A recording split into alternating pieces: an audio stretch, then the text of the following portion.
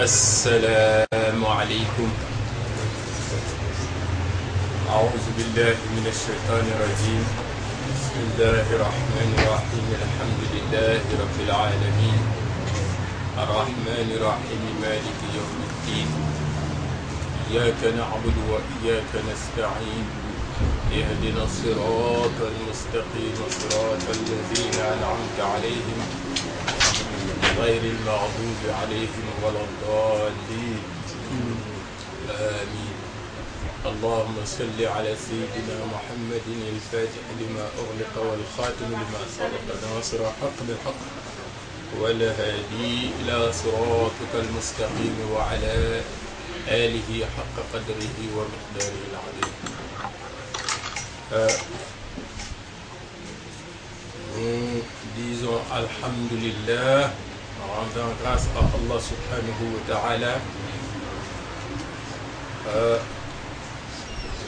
nous a permis de nous retrouver, partager ensemble les enseignements de Sayyidina Cheikh Ahmed Tidjani radiyallahu ta'ala anhu, ces enseignements qu'il a puisés de la haqiqatul muhammadiyya qui proviennent directement de l'enseignement du prophète Muhammad sallallahu alayhi wa sallam. La semaine dernière, on avait parlé du dua, de l'invocation après la wazifa. Le fait de demander à Allah subhanahu wa ta'ala, vous savez, nous tous, chacun il a des besoins. Et Allah subhanahu wa ta'ala il a dit, si vous me demandez, je vous accorde ce que vous demandez. Demandez-moi et je vous donne. Et il est le seul à ne pas apprécier qu'on s'abstienne de lui demander. Autre que Allah subhanahu wa ta'ala, si tu lui adresses des demandes de quelque nature que ce soit, une, deux ou trois fois, après il commence à se fatiguer. Alors, mais Allah subhanahu wa ta'ala, si tu arrêtes de lui demander, alors il se fâche contre toi. Mais la semaine dernière, on avait parlé du dua après la wazifa. Donc on avait dit que ce qui est obligatoire après la wazifa, c'est le fait de dire que ça c'est obligatoire. Et cette hadiya que tu donnes au Prophète sallallahu alayhi wa sallam après avoir récité les 12 Jawharatul Kamal, et ainsi tu as la récompense de celui qui est allé à Medinatul Munawwar, qui a fait ziyar au prophète Muhammad sallallahu alayhi wa sallam. Tu as la récompense de celui qui a fait ziyar aux 124 000 prophètes alayhim salatu wa salam.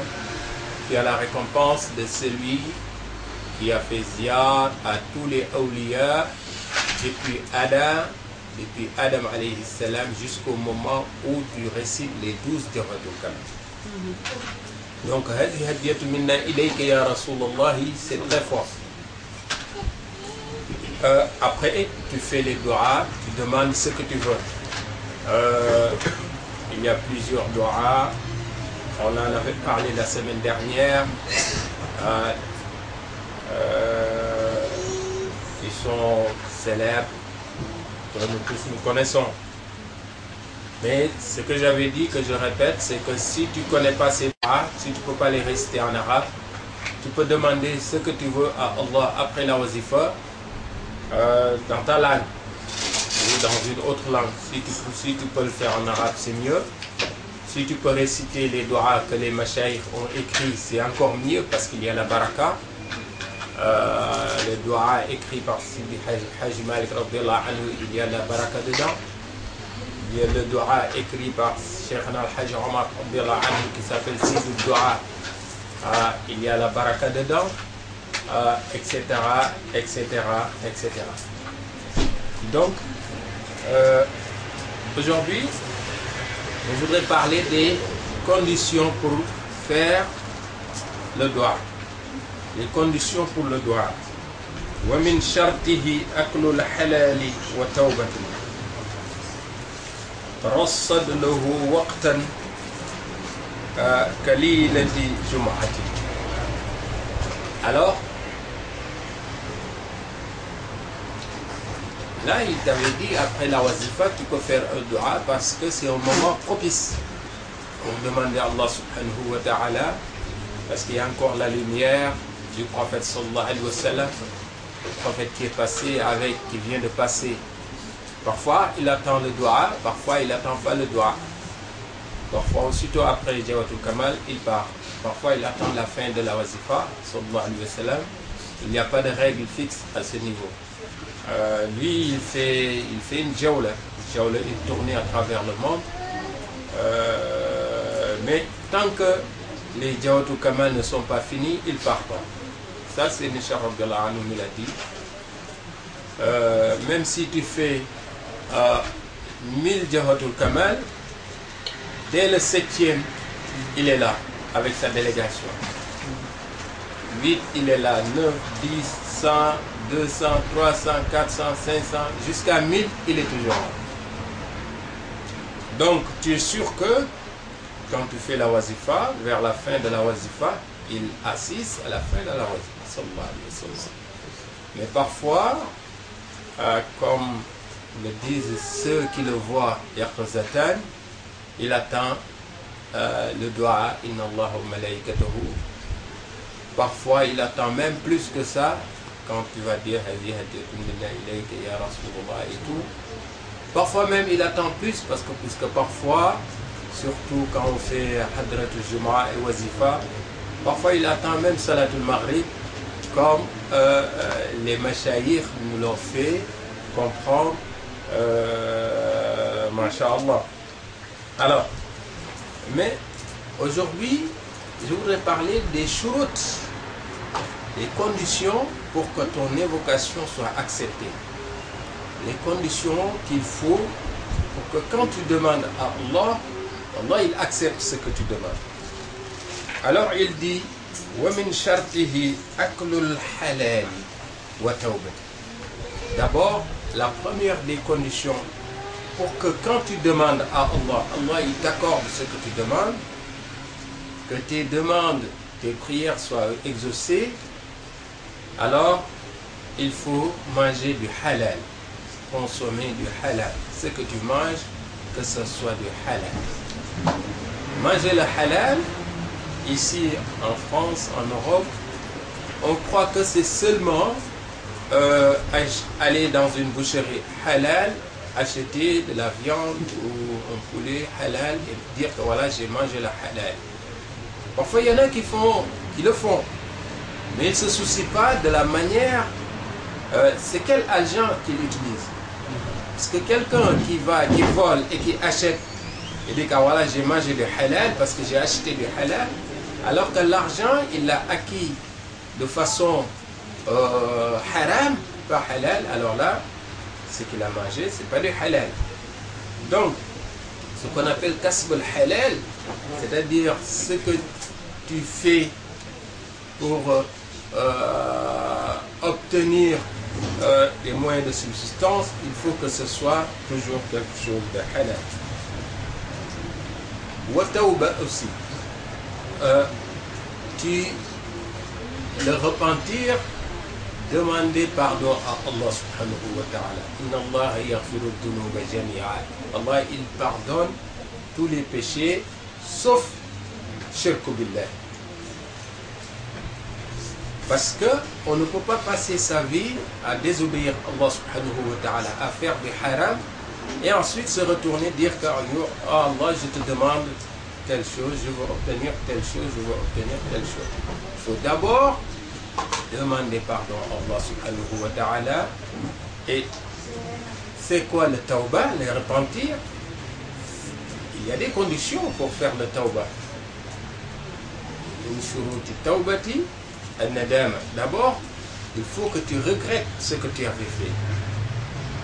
Tu fais du haram et tu continues, tu persistes à faire du haram, et tu veux demander à Allah, et tu crois que Allah il va accepter ce que tu demandes. Il va te donner ce que tu lui demandes. Mais c'est pas possible. D'abord, il faut regretter ce que tu faisais d'habitude. Le péché dans lequel tu es, il faut le regretter. Là aussi, j'insiste là-dessus, parce que nous, les Tijani, souvent, on se dit que ça y est, j'ai Salatul Fatihi, donc je peux me permettre de tout faire. Mais non.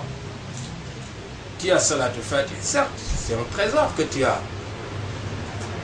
C'est un trésor. Mais ce trésor, eh bien, ça doit t'inciter à plus de purification, à plus de pureté, à plus t'éloigner des pièges de Shaitan. Et comme ça, Masha'Allah, takun mustajab ad-du'a. Tout ce que tu vas demander à Allah subhanahu wa ta'ala, Allah il va te le donner. Donc, si tu fais astaghfirullah, le lazim le matin, astaghfirullah, sans lazim le soir, astaghfirullah, sans la wazifa le matin ou le soir, astaghfirullah azim al-lazi, la ilaha illa wal hayy al-qayyum 30, certes, tu demandes pardon à Allah, mais il faut que tu regrettes ce que tu fais et que tu ne retournes pas vers le péché. C'est surtout ça. Quand on dit tauba, il faut que tu regrettes. Tu es en train de faire quelque chose qui est haram. Quand Allah il n'aime pas subhanahu wa ta'ala, souvent nous on le fait. Tu vois quelqu'un, il sort du haram, il rentre dans la mosquée, il fait sa prière, il fait sa wazifa, il ressort, il rentre encore dans le haram et il revient. Bon, certes, Allah il peut pardonner. Allah il peut pardonner mieux que quiconque. Mais il faut être logique. Quand on va à la mosquée, quand on fait le wird, quand on fait la wazifa, mais qu'on sache pourquoi on le fait. Est-ce qu'on fait la wazifa pour passer le temps? Est-ce qu'on fait le wird parce que, oui, ça me plaît dégrainer mon chapelet? Ou qu'on dise que, oui, c'est un tijani, c'est un talibé cher? Ou est-ce que c'est parce que j'ai un objectif? Et cet objectif, c'est quoi? C'est faire partie de l'élite spirituelle de la communauté de cette umma du prophète Mohammed sallallahu alayhi wa sallam. Alors, et pour faire partie de cette élite, il faudrait se débarrasser de ces péchés qui nous suivent. Alors, on est emprisonné dans le péché et on ne peut pas lâcher ces péchés, on ne peut pas abandonner ces péchés tout le temps. Et pour se rassurer, pour se donner une bonne conscience, comme j'ai dit tout à l'heure, on sort du péché, on rentre dans la mosquée. Après la mosquée, la prière, la wazifa, allez hop, on retombe encore dans le péché. Pour se redonner bonne conscience, allez, je vais aider quelqu'un, je vais lire le Coran, je vais prendre mon chapelet, je vais à la mosquée, et après hop, je retourne encore dans le péché. Et ça n'a pas de sens. Mais ça n'a pas de sens. Il faut que nous soyons logiques avec nous-mêmes. Alors, on dit que pour la tauba, alors, le repentir, il y a des conditions. Shurut tauba an-nadam. Donc, regretter ce qu'on a fait. Vraiment un vrai regret. Et comment le regretter? On dit que c'est comme quelqu'un, j'ai l'habitude de donner ces deux exemples, quelqu'un qui vomit, excusez-moi si vous êtes à table ou si vous... Voilà. Quelqu'un qui vomit et qu'on demande de manger encore ce qu'il a vomi. Mais jamais, jamais, jamais il va accepter le bonheur. Alors on te dit, tu regrettes de refaire, tu as regretté ces péchés, alors pour ne plus faire ces péchés, alors il faut considérer ces péchés comme si c'était quelque chose que tu avais vomi. Jamais tu vas le manger encore ou le boire, etc. etc. Bon, c'est un exemple choc. Je sais que ça peut, surtout si vous êtes en train de manger ou autre. Ou alors, un autre exemple. Si on marche sur une braise, quelqu'un qui marche sur une braise, sur du feu, eh bien, il marche sur le feu sans faire attention. Mais si tout le monde s'était réuni, le monde entier, pour reprendre son pied et le remettre dans cette braise, ils ne vont pas y arriver. Donc, pas que lui, il va le faire, mais si tout le monde l'avait pris pour le forcer, eh bien, ça va être difficile. Donc, c'est ça les conditions de Tauba. Tauba, le repentir, le pardon, la demande du pardon. Alors, on dit que pour que tes prières soient exaucées, pour que tes invocations soient acceptées, ce que tu demandes à Allah pour que ça soit accepté, il faut d'abord Tauba, repentir. Chacun, كل ابن آدم خطاء وخير الخطائين التوابون. Rasoul sallallahu alayhi wa sallam, il a dit que tout le monde se trompe, tout le monde fait des péchés, mais les meilleurs parmi ceux qui se trompent, ce sont ceux qui demandent pardon à Allah subhanahu wa ta'ala. Alors, puisque la porte elle est toujours ouverte, Allah subhanahu wa ta'ala il accepte le repentir du serviteur tant qu'il est en vie. Tel que le hadith du prophète sallallahu alayhi wa sallam dit Inna Allah la yaqbalu tawbata al-abdi ma lam yughargir.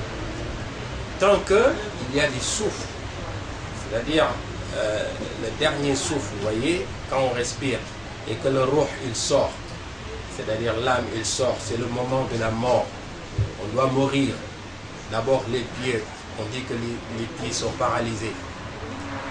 Ensuite, le ruh qui monte jusqu'à la taille, on dit que ça y est, il ne peut plus bouger les jambes. Le ruh qui monte, alors le ventre il est mort, la poitrine. Alors le ruh qui monte jusqu'à la gorge.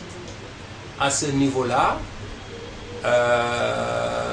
Rasoul sallallahu alayhi wa sallam, il dit que si le serviteur il demande pardon à Allah, à ce moment-là, vous voyez que c'est une question de seconde, de fraction de seconde. Allah il lui accepte son répondre et Allah il le pardonne. Alors, ce qui fait que quand le ruh il sort en haut et les yeux essayent de le regarder. J'ai l'habitude d'expliquer ce hadith. Alors, donc, demander pardon à Allah subhanahu wa ta'ala et manger du halal, ça fait partie des conditions d'acceptation de notre invocation ou de nos invocations. Il dit aussi essayer de chercher des moments où Allah il accepte. Je vais essayer de faire vite. Il y a des heures pendant lesquelles Allah il accepte quand on demande. Il dit que Laylat Jumu'atin, comme une nuit comme ça, la nuit de vendredi, si tu as un besoin pressant, tu demandes à Allah, attends la nuit du vendredi et tu demandes, Allah il va l'accepter. Et quand on fait le azan aussi dans le muezzin, en train d'appeler à la prière, en ce moment-là, si tu demandes, Allah il accepte. Donc là, j'avais dit, la semaine dernière, j'avais parlé de la fin de la wazifa. La fin de la wazifa, c'est un moment où Allah il accepte les demandes, les besoins, les invocations, parce que le prophète il était là et tout ce qu'on a fait comme zikr aussi. Mais là, il continue à énumérer des moments de dua. Quand on fait le azan, et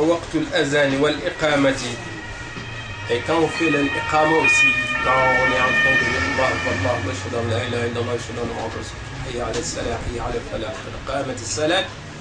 alors on fait l'iqama pour passer à la prière. En ce moment-là, dans ton cœur, tu as un besoin, tu t'adresses à Allah subhanahu wa ta'ala. Wasiyam aussi, à la fin d'un jour de jeûne aussi, tu demandes à Allah, on reviendra sur tout ça au moment du Ramadan, Inch'Allah. Wal ghaythi, au moment de la pluie, quand la pluie qui tombe, alors demandez, Allah subhanahu wa ta'ala accepte.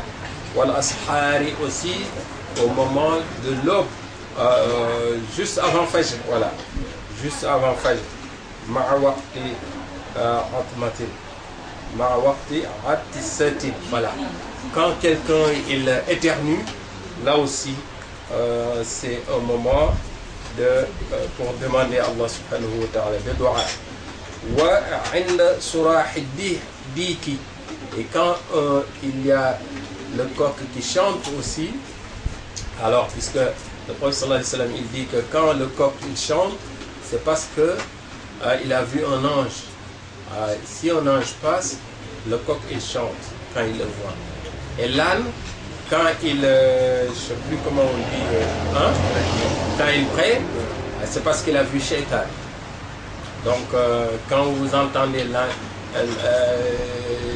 quand vous voyez que l'âne il prie, voilà, alors dites Auzu billahi minash shaitanir rajim, parce qu'il a vu passer Shaitan.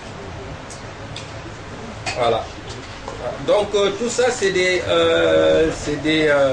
occasions pour faire des doigts.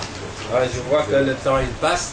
On aura l'occasion, Inch'Allah, de revenir sur Dua, surtout avec le programme du Ramadan, Inch'Allah. La fin du jour des jeûnes, c'est un moment propice pour demander à Allah subhanahu wa ta'ala. أقول قولي هذا وأستغفر الله لي ولكم ولوالدي ولوالديكم إنه كان غفارا.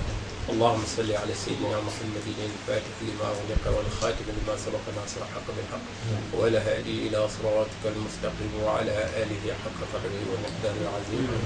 سبحان ربك رب العزة عما يصفون وسلام على المرسلين والحمد لله رب العالمين. بارك الله.